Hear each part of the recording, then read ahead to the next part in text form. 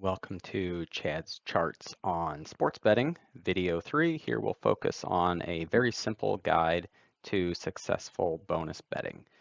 I've done a lot of analysis and also practice on betting bonuses. The results are real. The theories work out on average.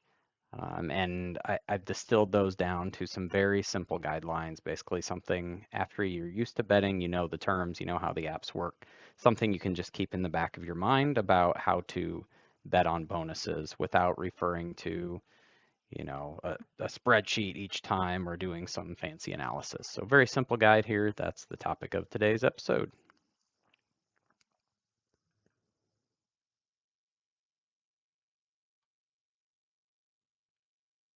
All right, sorry, lost my sheet. All right, sorry for that short delay. We're going to refer back to what I call kind of the sports betting field guide. So how to win at sports betting using the perks or the bonuses. In previous episodes, we've talked about the promotions that we've used and done, the results so far. And now here are the basic guidelines. And again, these are the guidelines that you can use without doing fancy calculations or anything.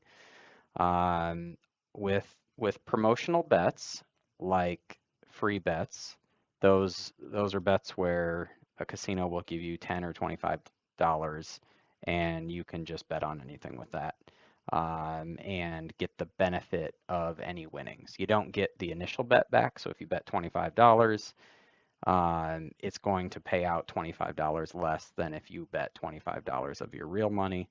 That doesn't, yeah, that matters, but in the strategy here, doesn't matter. Profit boost, that's where the casino is boosting the amount of benefit you'll get if you win. And also what they call no sweat bets. That is, bet $100, and if you lose, we'll give you a bonus bet of $100. So in any of those bets, you always want to bet the underdog and you want to bet the money line, that is who's going to win or lose, not prop bets like how many points is some player going to score, not the over under, which is how many total points will be scored in the game, and not the spread, which is, one team is favored by 5.5 points. None of those make sense for varying reasons with these bets, mathematically and on average. And you want to make these bets with odds in the plus 200 to plus 300 range. Now, is a plus 150 okay? If you really like the team or want to cheer for them, that's probably okay. Is a plus 350 or 400 okay? If you really want to cheer for the team or want to hedge a different bet or something, totally okay. But in general, try to stick with the odds in the plus 200 to 300 range. That'll mean for calibration, most of the time you're going to lose these bets. So by default, you're betting on the underdog to get the most average benefit. So you're going to lose 3, 4, 5 before you win, or you're going to lose, for example, 4 out of 5 or 5 out of 6. But when you win, you'll win relatively big, and the overall average will be better than betting on the favored team, for example. You don't want to bet in general parlays, which is adding two games together. If you pick the winner of two different games in a row, you win. You don't want to bet props. Those are like individual player points, stuff like that, or other creative bets unless you've actually done the math or worked through the logic and make sure those are going to be successful.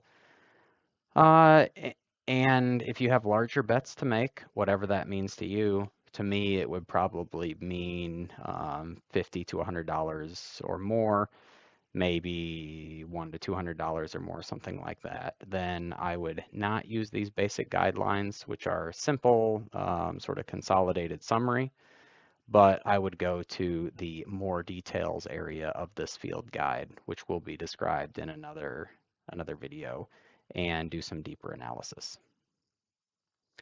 That's all for video 3. Look forward to seeing you in video 4.